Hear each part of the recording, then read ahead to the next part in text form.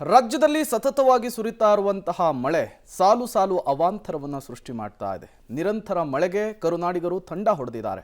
ಹಾಗಾದ್ರೆ ಈ ಕರಾವಳಿ ಭಾಗ ಮತ್ತು ಮಲೆನಾಡು ಭಾಗದಲ್ಲಿ ವರ್ಣದ ಅಬ್ಬರ ಹೇಗಿದೆ, ಏನೆಲ್ಲ ಅವಾಂತರವನ್ನು ಸೃಷ್ಟಿ ಮಾಡಿದೆ, ಬನ್ನಿ ನೋಡ್ಕೊಂಡು ಬರೋಣ. ಕರಾವಳಿಗೆ ಜಲಕಂಟಕ, ಉಡುಪಿಯಲ್ಲಿ ನಿಲ್ಲದ ರಣಮಳೆ, ದ್ವೀಪದಂತಾದ ಹಲವು ಗ್ರಾಮಗಳು. ಅಯ್ಯಯ್ಯಪ್ಪ, ಇದೇನು ಮಳೆಯಪ್ಪ, ಯಾವಾಗ ಕಡಿಮೆ ಆಗುತ್ತೋ ಏನೋ, ನಮಗಂತೂ ಸಾಕಾಗಿದೆ. ಮನೆಯಿಂದ ಆಚೆ ಬರೋಕ್ಕೂ ಆಗ್ತಿಲ್ಲ, ಹೊರಗೆ ಬಂದರೂ ನೆಮ್ಮದಿ ಇಲ್ಲ. ಹೌದು, ಇದು ಕರಾವಳಿಗರ ಸದ್ಯದ ಮಾತು. ಉಡುಪಿ ಜಿಲ್ಲೆ ರಣಮಳೆಗೆ ತಂಡ ಹೊಡೆದಿದೆ. ಎಲ್ಲಿ ನೋಡಿದ್ರೂ ನೀರೋ ನೀರು.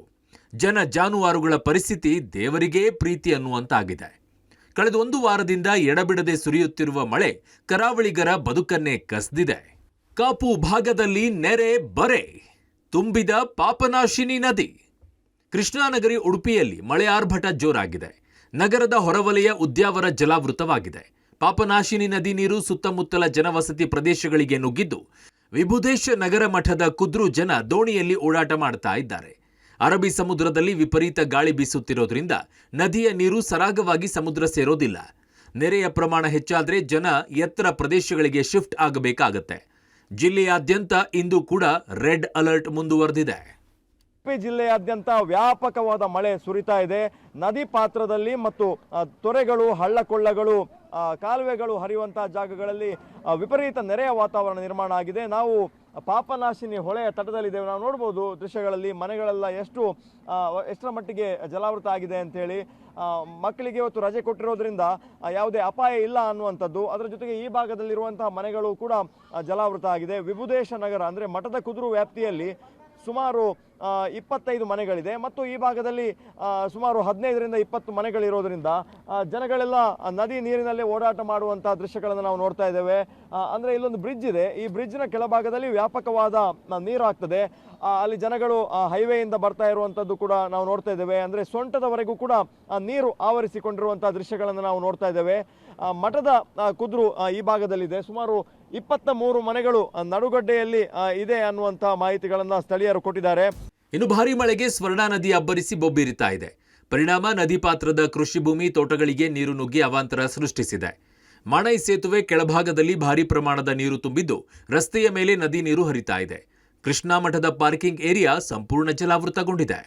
ಉಡುಪಿಯಲ್ಲಿ ಧಾರಾಕಾರವಾಗಿ ಸುರಿದ ಮಳೆ ಸೃಷ್ಟಿ ಮಾಡಿದಂತಹ ಅವಾಂತರ ಒಂದೆರಡಲ್ಲ. ನಾವು ಉಡುಪಿ ಶ್ರೀಕೃಷ್ಣ ಮಠದ ಪಾರ್ಕಿಂಗ್ ಏರಿಯಾದಲ್ಲಿದ್ದೇವೆ. ನಾವು ನೋಡ್ಬೋದು, ಕೃಷ್ಣ ಮಠಕ್ಕೆ ಒಳಗೆ ಹೋಗುವಂತಹ ದ್ವಾರ ಇದು.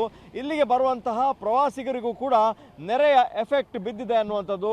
ಕೃಷ್ಣ ಮಠದ ದ್ವಾರದ ಮುಂಭಾಗದಲ್ಲಿರುವಂತಹ ಪಾರ್ಕಿಂಗ್ ಏರಿಯಾ ಏನಿದೆ ಅದು ಸಂಪೂರ್ಣವಾಗಿ ಜಲಾವೃತ ಆಗಿದೆ. ಇಲ್ಲಿ ಈ ಭಾಗದಲ್ಲಿ ಮನೆಗಳು, ಅದರ ಜೊತೆಗೆ ಬೇರೆ ಬೇರೆ ಕಮರ್ಷಿಯಲ್ ಕಾಂಪ್ಲೆಕ್ಸ್ಗಳಾಗಿರ್ಬೋದು, ಅಂಗಡಿಗಳು ಎಲ್ಲವೂ ಕೂಡ ಇಲ್ಲಿ ಜಲಾವೃತ ಆಗಿರುವಂಥದ್ದು. ನೋಡ್ಬೋದು ಜನ ಎಷ್ಟರ ಮಟ್ಟಿಗೆ ನೀರಿನಲ್ಲಿ ಓಡಾಡ್ತಾ ಇದ್ದಾರೆ ಅನ್ನುವಂಥದ್ದು. ಸುತ್ತಮುತ್ತ ಸಾಕಷ್ಟು ಅಪಾರ್ಟ್ಮೆಂಟ್ಗಳಿದೆ, ಹೋಟೆಲ್ ಇದೆ, ಅತಿಥಿ ಗೃಹಗಳಿರುವಂಥದ್ದು. ಇಡೀ ಪ್ರದೇಶ ಸಂಪೂರ್ಣವಾಗಿ ಜಲಾವೃತ ಆಗಿರುವಂಥದ್ದು. ನೆರೆಯ ನೀರಿನಲ್ಲೇ ಜನರು ಓಡಾಟ ಮಾಡುವಂತಹ, ಸುತ್ತಮುತ್ತಲೂ ಇರುವಂತಹ ಜನಗಳೆಲ್ಲ ನೆರೆಯ ನೀರಿನಲ್ಲಿ ಓಡಾಟ ಮಾಡುವಂತಹ ದೃಶ್ಯಗಳನ್ನು ನಾವು ನೋಡ್ತಾ ಇದ್ದೇವೆ. ಮಳೆ ಬಿಟ್ಟರೂ ಕೂಡ ನೆರೆ ಉಡುಪಿಯಲ್ಲಿ ಇಳಿತಾ ಇಲ್ಲ ಅನ್ನುವಂಥದ್ದು. ಹೊರ ಜಿಲ್ಲೆಗಳಿಂದ, ಹೊರ ರಾಜ್ಯದಿಂದ ಬಂದಂತಹ ಜನಕ್ಕೆ ಸಾಕಷ್ಟು ಟೆನ್ಷನ್ ಆಗಿರುವಂಥದ್ದು. ಅಂದರೆ ಈ ಪ್ರಮಾಣದಲ್ಲಿ ಉಡುಪಿಯಲ್ಲಿ ಮಳೆ ಬೀಳ್ತಾ ಇದೆಯಾ ಅನ್ನುವಂಥದ್ದು. ನೇತ್ರಾವತಿ ಭೋರ್ಗರೆತ ಆತಂಕ, ಫಲ್ಗುಣಿ ನದಿ ಉಕ್ಕಿ ನೆರೆ ಸೃಷ್ಟಿ. ದಕ್ಷಿಣ ಕನ್ನಡ ಜಿಲ್ಲೆಯ ಗ್ರಾಮೀಣ ಪ್ರದೇಶ ಹಾಗೂ ಪಶ್ಚಿಮ ಘಟ್ಟದಲ್ಲಿ ಮಳೆ ಅಬ್ಬರ ಹೆಚ್ಚಾಗಿದೆ. ಜಿಲ್ಲೆಯ ಜೀವನದಿಗಳು ತುಂಬಿ ಹರಿತಾ ಇದೆ. ನೇತ್ರಾವತಿಯ ಆರ್ಭಟ ಜೋರಾಗಿದ್ದು ಅಪಾಯದ ಮಟ್ಟ ಮೀರಿದೆ. ಬಂಟ್ವಾಳದಲ್ಲಿ ನೇತ್ರಾವತಿ ನದಿಯ ಅಪಾಯದ ಮಟ್ಟ 8.5 ಮೀಟರ್ ಇದ್ದು ಈಗಾಗಲೇ 8 ಮೀಟರ್ ದಾಟಿ ಹರಿತಾ ಇದೆ. ಅತ್ತ ಫಲ್ಗುಣಿ ನದಿ ಉಕ್ಕಿ ಹರಿದು ನೆರೆ ಸೃಷ್ಟಿಸಿದೆ. ಯಾವ ಕ್ಷಣದಲ್ಲಿ ಏನಾಗುತ್ತೋ ಅನ್ನೋ ಭಯದಲ್ಲಿ ಇಲ್ಲಿನ ನಿವಾಸಿಗಳು ದಿನದೂಡುತ್ತಿದ್ದಾರೆ. ದಕ್ಷಿಣ ಕನ್ನಡ ಜಿಲ್ಲೆಯಲ್ಲಿ ಮಳೆ ಮುಂದುವರೆದಿದೆ. ಅದರಲ್ಲೂ ಗ್ರಾಮೀಣ ಪ್ರದೇಶದಲ್ಲಿ ಹೆಚ್ಚಿನ ಮಳೆ ಆಗ್ತಾ ಇದೆ. ಬಂಟ್ವಾಳ, ಪುತ್ತೂರು, ಸುಳ್ಯ, ಕಡಬ ಈ ಭಾಗದಲ್ಲಿ ಹೆಚ್ಚಿನ ನಿರಂತರ ಮಳೆ ಆಗ್ತಾ ಇದೆ. ಈ ಜಿಲ್ಲೆಯಲ್ಲಿ ರೆಡ್ ಅಲರ್ಟ್ ಅನ್ನು ಘೋಷಣೆ ಮಾಡಲಾಗಿದೆ.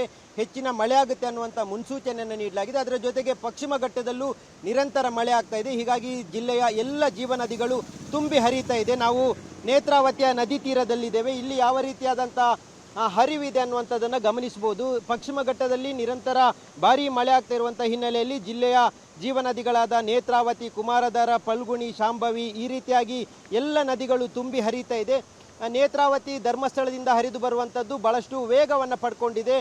ನಿನ್ನೆ ಸುಮಾರು 7.9 ಮೀಟರ್ನಷ್ಟು ನೀರು ಏರಿಕೆ ಆಗಿತ್ತು. ಇವತ್ತು ಮತ್ತಷ್ಟು ಏರಿಕೆ ಕಂಡುಕೊಂಡಿರುವಂಥದ್ದು. ಅಂದರೆ 8.5 ಏನಾದರೂ ಅಪಾಯದ ಮಟ್ಟ ಇರುತ್ತೆ.